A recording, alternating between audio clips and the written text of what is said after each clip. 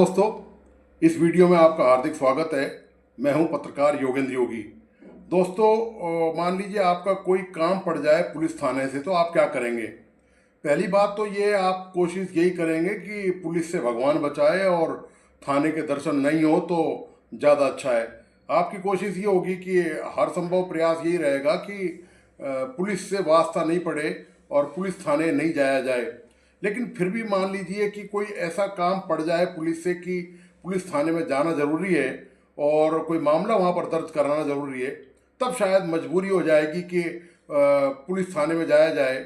लेकिन उसके बावजूद भी आपको यकीन नहीं होगा कि पुलिस कार्रवाई करेगी। ख़ास तौर से मैं बात कर रहा हूँ चोरी के मामले को लेकर। चोरी के जितने भी मामले दर्ज होते हैं उनमें पुलिस आसानी से कार्रवाई नहीं करती है।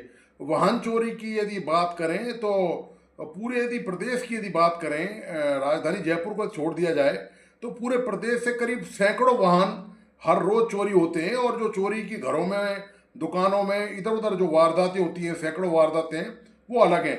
यानी कि प्रतिदिन सैकड़ों चोरियां राजस्थान में होती हैं।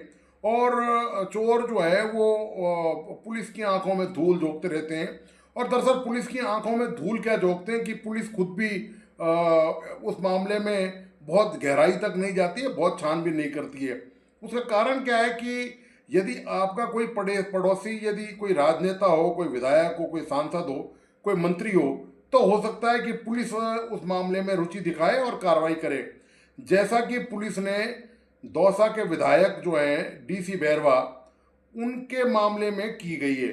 दरअसल डीसी बैरवा ने एक मामले में एक्स पर एक पोस्ट कर दी कि कानून व्यवस्था की स्थिति बहुत ज़्यादा खराब है और शासन प्रशासन जो है वो पूरी तरह से आपराधिक वारदातों को रोकने में नाकाम रहा है। तो इसके बाद पुलिस वहाँ पर सक्रिय हो गई।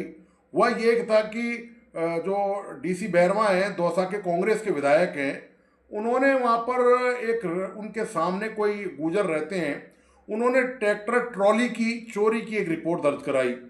तो जब विधायक महोदय ने इस मुद्दे को उठाया और एक्स पे डाला तो पुलिस इस पर सक्रिय हो गई। और सक्रियता भी दोस्तों ऐसी दिखाई पुलिस ने कि आप सोच नहीं सकते हैं। मतलब पुलिस यदि चाहे तो आसमान से भी अपराधियों को गिरफ्तार करके ला सकती है, ये पुलिस ने साबित कर दिया। लेकिन आपके और हमारे मामले में नहीं। ये कोई मंत्री, नेता, इस तरह का कुछ होना चाहिए, प्रभावशाली आदमी। तो पुलिस ने इस मामले में दरअसल किया क्या दोस्तों कि जब एफआईआर दर्ज होगी तो एक स्पेशल टीम बनाई गई। दौसा पुलिस ने स्पेशल टीम बनाई और उन्होंने छानबीन शुरू करी। दोस्तों, पुलिस ने दोस्तों कमाल कर दिया।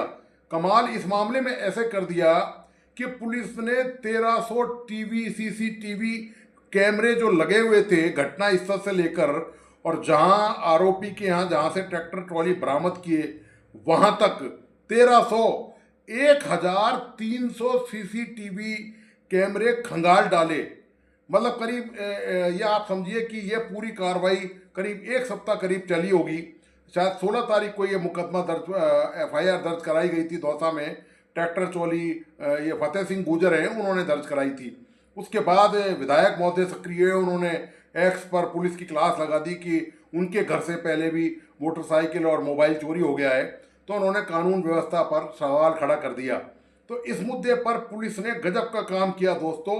1300 सीसीटीवी कैमरे, यानी कि वारदात जो मौका स्थल था विधायक महोदय के घर के सामने, जहां से वो ट्रैक्टर ट्रॉली चोरी हुई थी, वहां से लेकर वो कड़ी से कड़ी जोड़ते गए, एक के बाद एक सीसीटीवी कैमरे को खंगालते गए और आरोपियों को तलाश करते गए, उनकी दिशा देखते गए कि वो किस रास्ते से गए, वो कहाँ पर गए, वो कहाँ मुड़े, उन्होंने कहाँ पर प्रवेश किया है। इस पूरी कवायद में करीब एक सप्ताह लग गया।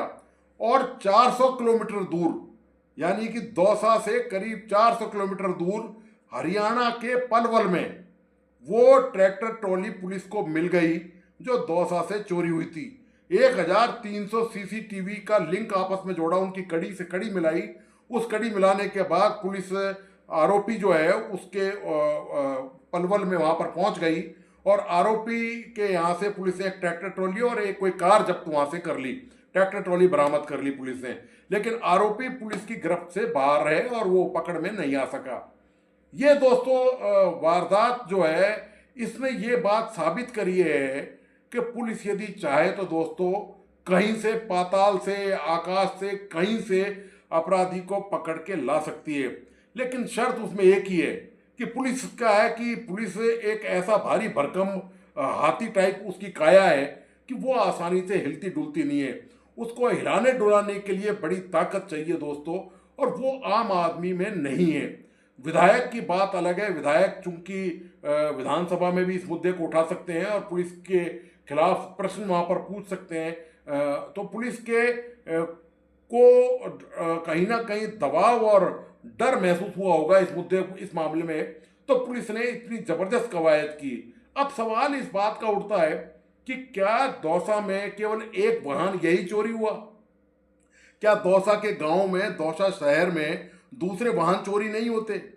क्या पूरे प्रदेश में, राजधानी जयपुर में और पूरे प्रदेश में देखें तो क्या वाहन चोरी की वारदातें नहीं होती? सवाल इस बात का है कि क्या पुलिस इसी अंदाज में कार्रवाई करती है?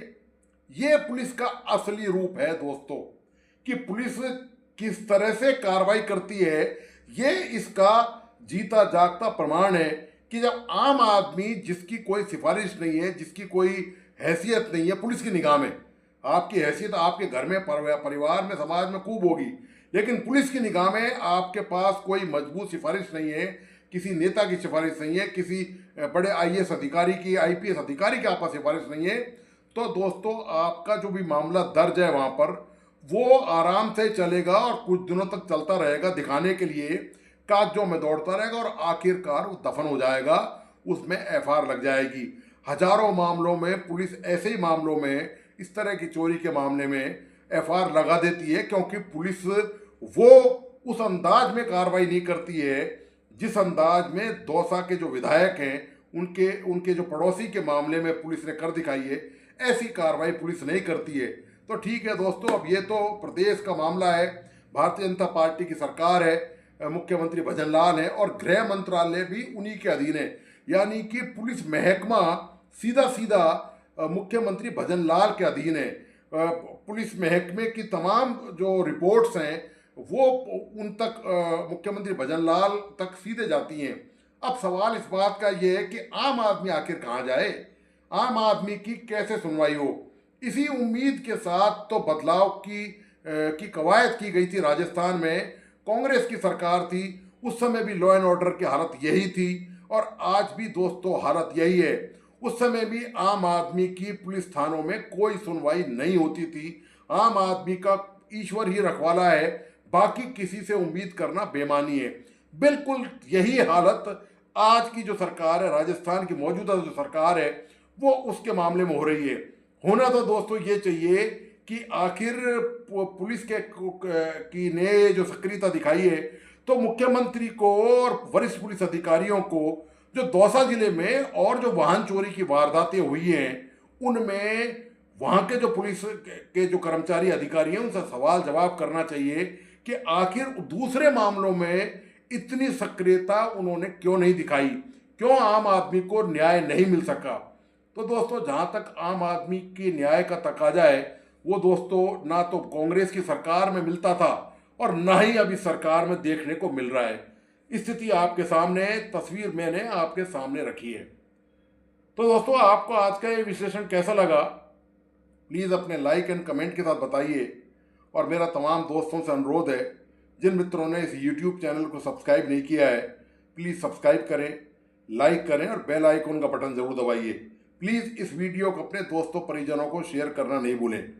धन्यवाद, नमस्कार।